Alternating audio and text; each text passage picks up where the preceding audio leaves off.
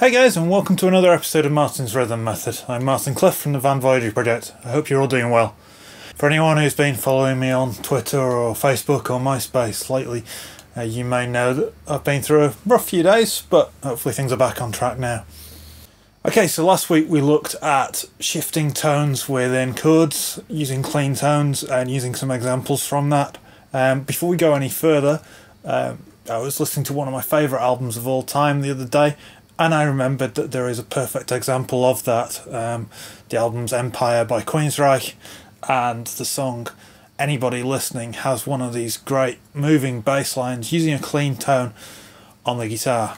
It's all just using a G triad, G, D and E on the top strings, and then just shifting the bass note. So I just play that for you as another great example of what I'm talking about.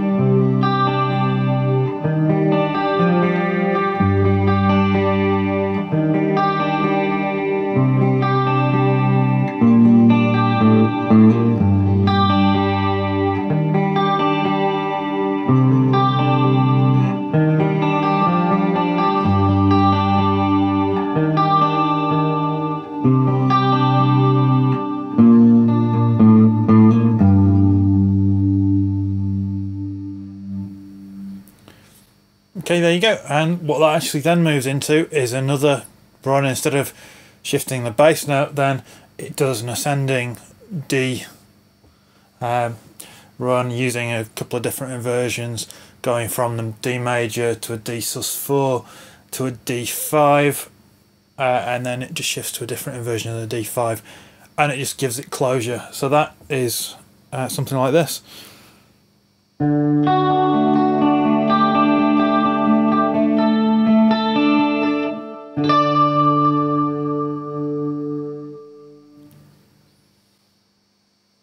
Okay, so there's just another example using clean tones. But the main focus of this week's lesson is, okay, this works really well with clean tones as we've heard, but how does it work with distorted tones? Right, well I've switched across to the crunch channel now on the JSX. I've taken off the echo, so there's just a very short delay just to widen the sound, 7 milliseconds one side, 14 milliseconds on the other. It's a trick I got from John Petrucci, just for making live rhythm guitar sounds sound a bit bigger, because you're not double tracking like you would be quite often in the studio. Okay, and I'm going to take you back to a song by a band called Winger. The song is called 17 from their first album. Okay, so in this, what Red Beach did was he took an E major chord and he just shifted around the middle note, if you will. So it goes from a third to a fourth to a second, but played in a kind of funky way, so that with the crunch sound it just works really well. So we've got something like this. Okay, so all we've got there then is the standard chord, the suspended fourth, and the suspended second. Okay, so it's all just moving the little finger around, pulling it off onto the bar, and then something similar happens. It moves down to the D, so the whole riff goes a little something like this.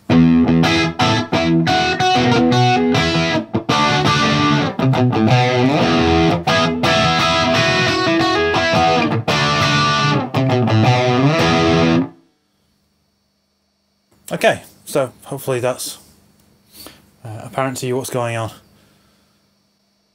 But you can use this technique not just on songs that you may or may not know, but with anything, even with a crunchy sound. We've already looked in some of the previous weeks at some applications of this. If you think of the blues boogie stuff, where we were going from root and fifth to the root and the sixth, so 2, and then even to the dominant seventh,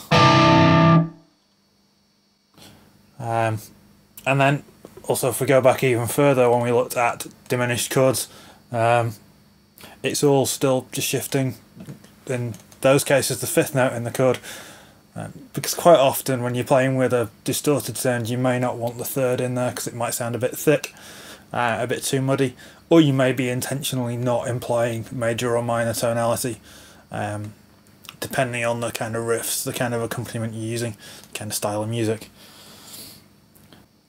Okay, so you can take going down further. We've looked at going up pretty much as far as you can go, unless you've got enormous hands. But going down from the diminished, you can go down to the fourth very easily. You can go down to the third with a little bit of a finger rearrangement. So let's look at what they sound like. Okay, so here is your standard power chord.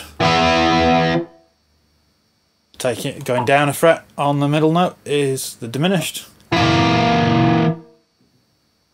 Down another fret would take you to the fourth, or you could think of it as an A but with an E in the bass, and then you've got E major if you go down another fret, E minor, and at that point I'm starting to run out of finger stretch. Okay, but you can throw those in just to give you more interest in your rhythm parts. Don't think that if you get given a piece of music that says play an E, don't think you just have to play an E. Shift stuff around, make it sound interesting. As long as it's not clashing with what else is going on in the band, then you're doing your job. You're being a great rhythm player, and that's what's important. Okay, as ever, practice any of these little exercises with a metronome, with a drum machine, with some loops, just so that you keep in time, because rhythm playing is really important. What I'm going to be doing today is recording a few episodes of this, so they'll all be appearing in rapid fire.